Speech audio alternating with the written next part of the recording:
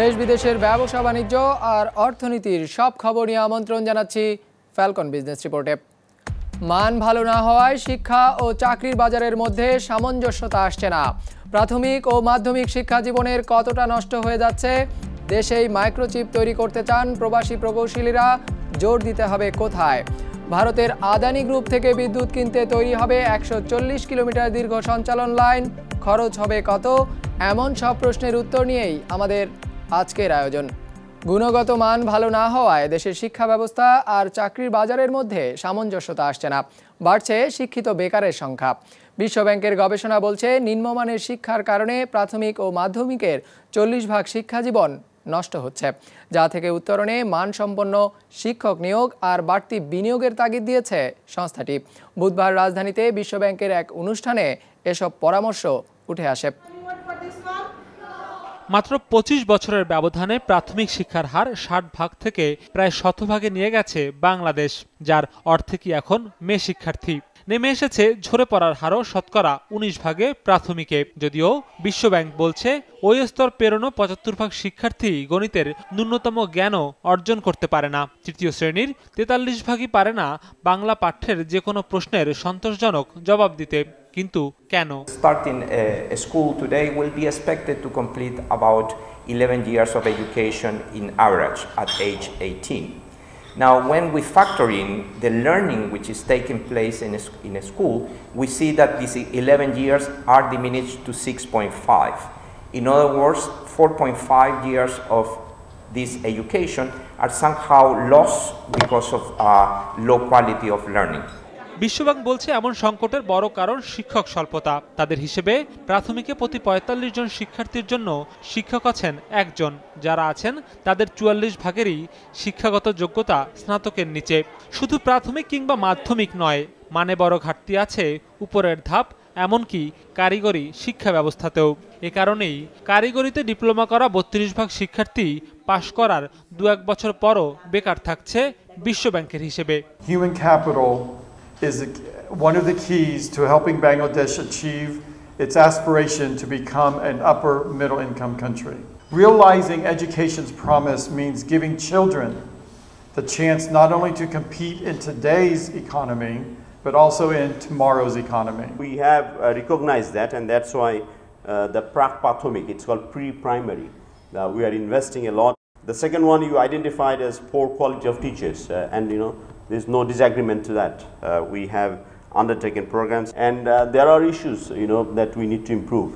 And very recently, Ministry of Education issued a new criteria for recruitment of head teachers and assistant head teachers. Hopefully, that will also contribute to improve the quality management. প্রতিমন্ত্রী জানান, শিক্ষার উন্নয়নে গেল 10 বছরে এ খাতে সরকারি বরাদ্দ 5 গুণ বাড়ানো হয়েছে। নিয়োগ দেওয়া হয়েছে 40,000-এরও বেশি শিক্ষক প্রাথমিক আর মাধ্যমিক স্তরে। সৌরভ রহমান, বিজনেস রিপোর্ট, মাছরাঙা টেলিভিশন। দেশেই উন্নত মানের মাইক্রোচিপ তৈরি করতে চান প্রবাসী প্রকৌশলীরা, তবে এর জন্য গড়ে তুলতে হবে আন্তর্জাতিক মানের চিপ ডিজাইনার। একটি ট্রেনিং ইনস্টিটিউট গড়ে তুলতে চান তারা। এ কাজে এনআরবি প্রকৌশলী সম্মেলনের শেষ দিনে এ সংক্রান্ত প্রকল্প ধারণা তুলে ধরেন প্রবাসী বাংলাদেশিরা। মোবাইল ফোন থেকে শুরু করে কম্পিউটার কিংবা টেলিভিশনের মাদারবোর্ড তৈরি হয় এমন অসংখ্য ক্ষুদ্র অথচ জটিল ডিভাইস দিয়ে। বিশ্বব্যাপী এই মাইক্রোচিপের বাজার $450 বিলিয়ন, যার 25% এরই মধ্যে দখলে নিয়েছে ভারত। ধীরে ধীরে শক্ত অবস্থান করে নিচ্ছে ভিয়েতনাম এবং শ্রীলঙ্কাও। দেরিতে হলেও সেই বাজারে বাংলাদেশের সম্ভাবনা দেখছেন প্রবাসী প্রকৌশলীরা। কিছু কিছু টাস্ক আছে যেটা হচ্ছে ইউএসএ কি করতে পারে, ওরা অফশোর পাঠিয়ে দিতে পারে, রাইট? দে ডু আউটসোর্সিং, এটাকে আমরা বলি। সো ওই কাজগুলো আমরা নিয়ে করতে পারি, and it's a big market, $450 billion market. We actually want to enter that market. We want to build a Silicon Delta here. Silicon Delta কি করবে?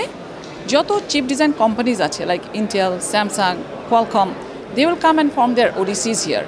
ODC হচ্ছে অফশোর ডিজাইন সেন্টার।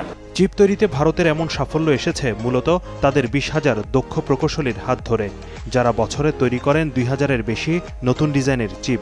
বাংলাদেশেও এমন চিপ ডিজাইনার গড়ে তুলতে চান বিশ্বখ্যাত প্রসেসর নির্মাতা প্রতিষ্ঠান ইন্টেলে দীর্ঘদিন কাজ করা এই প্রবাসী প্রকৌশলী। না ওডিসি যদি হতে হয় তার আগে আপনার কিন্তু অনেক কিছু রেডি করতে হবে আমাদের দেশের স্টুডেন্টদেরকে, ইউনিভার্সিটিদেরকে।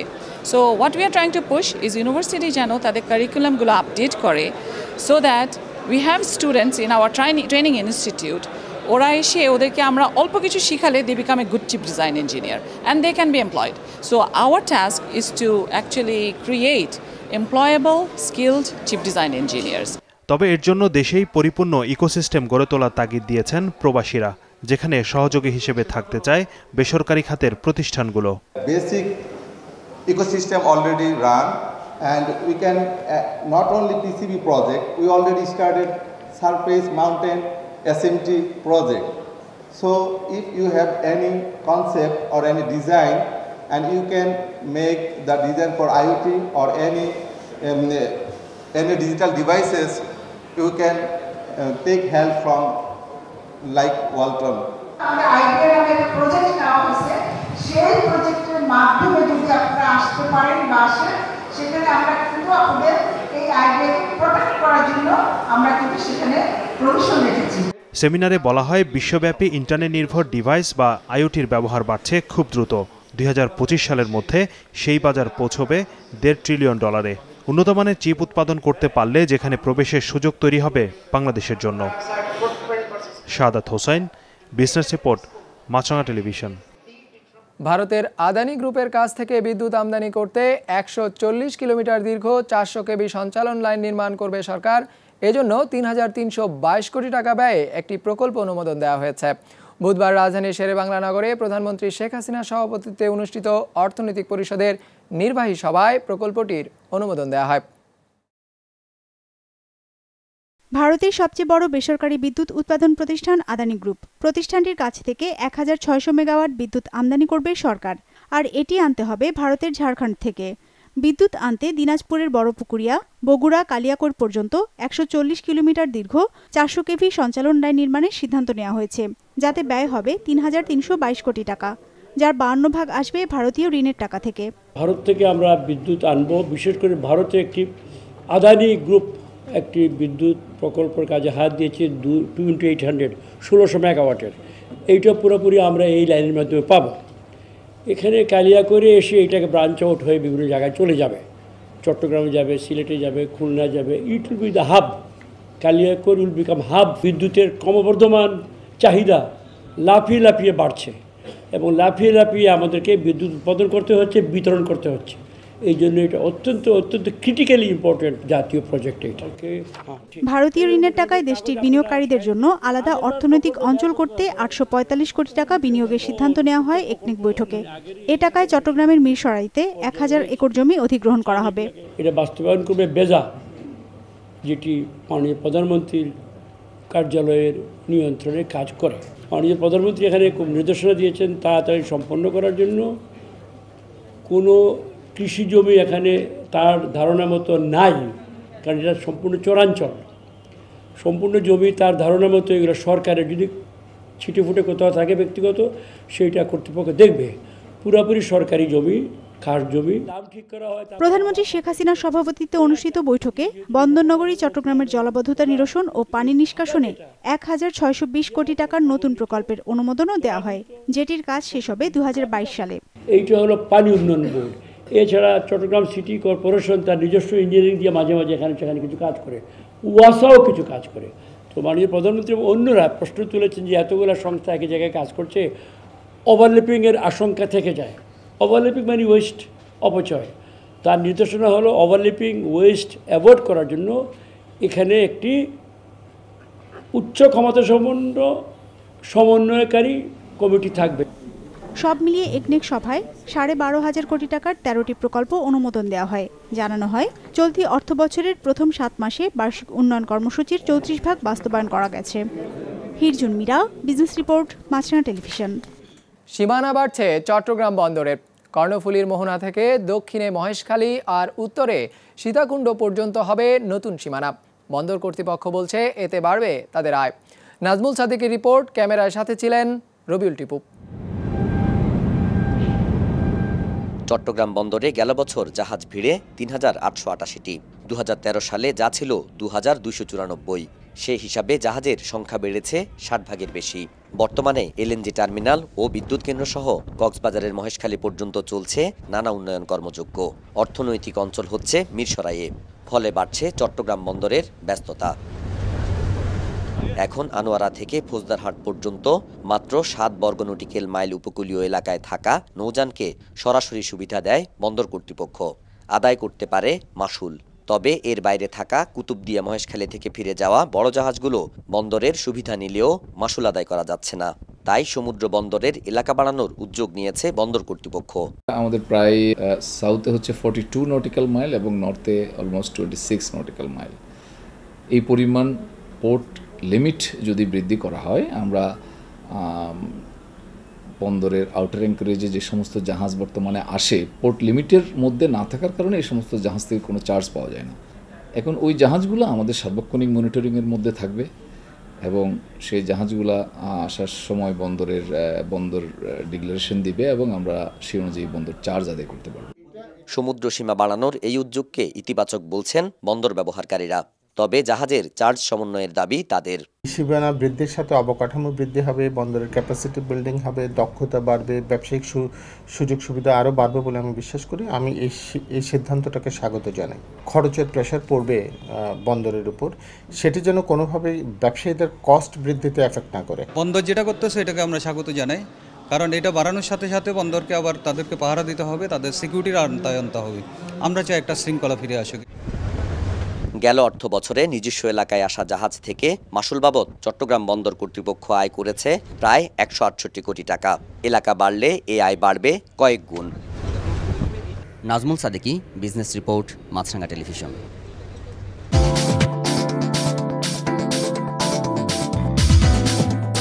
নেতিবাচকভাবে সপ্তাহ শেষ করল ঢাকা শেয়ার বাজার। সার্বিক সূচক ডিএসইএক্স 26 পয়েন্ট কমে দাঁড়িয়েছে 5711-তে। লেনদেন হয়েছে 689 কোটি টাকার। হাতবদল হওয়া শেয়ার ও মিউচুয়াল ফান্ডের মধ্যে দর বেড়েছে 105টির, কমেছে 190টির দর, আর অপরিবর্তিত রয়েছে 51টির দর। এবার বাজার নিয়ে বিশ্লেষণ শুনবো অ্যালায়েন্স ক্যাপিটাল অ্যাসেট ম্যানেজমেন্টের। গত সেশনের ধারাবাহিকতায় আজকেও মার্কেটে একটি কারেকশন দেখা যায়। মর্নিং সেশন থেকে ইনভেস্টরদের মধ্যে একটি সেলিং প্রেশার লক্ষ্য করা যায়, যা থ্রুআউট দ্য সেশনে কন্টিনিউ করে। এ সপ্তাহের দ্বিতীয় কার্যদিবসে ব্রড ইন্ডেক্স পজিটিভ মুভ করলেও overall market has loss 34 points. আজকে মার্কেটে টার্নওভার মুভমেন্ট কিছুটা ফ্ল্যাট ছিল কম্পেয়ার টু প্রিভিয়াস সেশনস, কিন্তু গত সপ্তাহের তুলনায় এ সপ্তাহে মার্কেট টার্নওভারের 8% হ্রাস পায়। এর পাশাপাশি ইন্ডেক্সেও একটি স্মল কারেকশন হয়। আমাদের রিসার্চ মনে করে ইনভেস্টর্স আর অবজার্ভিং রিসেন্ট কর্পোরেট ডিক্লারেশনস, ইনভেস্টরদের আর্নিং এক্সপেকটেশন এবং কোম্পানিগুলো কী ধরনের আর্নিং ডিক্লেয়ার করছে তার উপর ভিত্তি করেই তারা বিনিয়োগ সিদ্ধান্ত নিচ্ছে। পাতলা নমনীয় পর্দার চমক নিয়ে এবারের মোবাইল কংগ্রেসে হাজির হয়েছে চীনা প্রযুক্তি প্রতিষ্ঠান রয়্যালি। কাগজের চেয়ে পাতলা এসব পর্দা ব্যবহার করা যাবে যে কোনো মাধ্যমে, হোক সেটি হ্যাট, টি শার্ট কিংবা ব্যাগে। শুধু ধারণায় নয়, এরই মধ্যে অনলাইনে এমন পণ্য বিক্রি শুরু করেছে প্রতিষ্ঠানটি। বিস্তারিত ডেস্ক রিপোর্টে। মোবাইল ওয়ার্ল্ড কংগ্রেসের শুরুতেই ভাঁজ করে রাখা যাবে এমন নমনীয় পর্দার স্মার্টফোন বাজারে ছাড়ার ঘোষণা দিয়েছে শীর্ষ ফোন নির্মাতা প্রতিষ্ঠান স্যামসাং ও হুয়াওয়ে। যদিও গেল ডিসেম্বরে ফ্ল্যাগজিপাই নামের ভাঁজ করা পর্দার হ্যান্ডসেট বাজারে এনে হইচই ফেলে দিয়েছে চীনা স্টার্টআপ প্রতিষ্ঠান রয়্যালি। 7.8 ইঞ্চি পর্দার ফোনটি এখনই বাজারে পাওয়া যাচ্ছে $1300। ফ্লেক্সিপাই বাজারে আসা প্রথম নমনীয় পর্দার ফোন। মোবাইল ওয়ার্ল্ড কংগ্রেসে আমাদের বুথে এটা দেখতে পাচ্ছেন। দর্শনার্থীরা এটাকে ধরে দেখতে পারছে, এটা নিয়ে খেলতে পারছে। তবে প্রতিষ্ঠানটি এবার বড় চমক নিয়ে এসেছে তাদের নমনীয় পর্দার প্রযুক্তিতে। প্লাস্টিক ম্যাটেরিয়ালে তৈরি পর্দাটি কাগজের চেয়েও পাতলা, সম্পূর্ণ রঙিন এমোলেড ডিসপ্লে প্রযুক্তি যেখানে ব্যবহার হয়েছে, আর এটিকে মোড়ানো যাবে যে কোনোভাবে। এসব ডিসপ্লে বা পর্দা নিয়ে আমরা উদাহরণ তৈরি করেছি। এগুলোকে বলতে পারেন অতি পাতলা পর্দা, যার পুরুত্ব 0.01 মিলিমিটার, যা কাগজের চেয়েও পাতলা। এমন পর্দা তৈরি করতে যে আমরা সক্ষম, এটি তার প্রমাণ। পর্দাগুলো হাই ডেফিনেশন রেজুলেশনের। আমাদের নজর এখন এইসব প্রযুক্তির দিকে। রয়্যালি বলছে এমন নমনীয় পর্দা ইচ্ছেমতো ব্যবহার করা যাবে হ্যাট কিংবা টি শার্টে। নমনীয় পর্দা বিশিষ্ট হ্যাট ও টি শার্ট আমরা অনলাইন প্ল্যাটফর্মে বিক্রি করে থাকি। ক্রেতারা সেখানে এসবের অর্ডার করে। এগুলোতে কিছু মিডিয়া প্লেয়ার যুক্ত রয়েছে, ফলে হ্যাট বা টি শার্টে আপনি অডিও, ভিডিও কিংবা পছন্দ অনুযায়ী কন্টেন্ট চালাতে পারবেন। রয়্যালি জানায় সামনের দিনে স্ক্রিনের বাজার হবে নমনীয় পর্দার, আর এমন প্রযুক্তি নিয়ে প্রতিষ্ঠানটি কাজ শুরু করেছে এয়ারবাসের সাথে তাদের উড়োজাহাজগুলোই নমনীয় পর্দা সংযোজনে। ইমতিয়াজ হাসান, বিজনেস রিপোর্ট, মাছরাঙা টেলিভিশন। আমাদের যে কোনো পর্ব নিজেদের সুবিধাজনক সময়ে দেখতে সাবস্ক্রাইব করুন বিজনেস রিপোর্টের অফিসিয়াল ইউটিউব চ্যানেল। ফেসবুক পেজে লাইক দিয়ে আপডেট থাকুন ব্যবসা বাণিজ্যের আলোচিত সব ঘটনা সম্পর্কে, আর আপনাদের মতামত জানান ইনবক্সে। আজ এটুকুই, বিদায় নিচ্ছি, ভালো থাকবেন।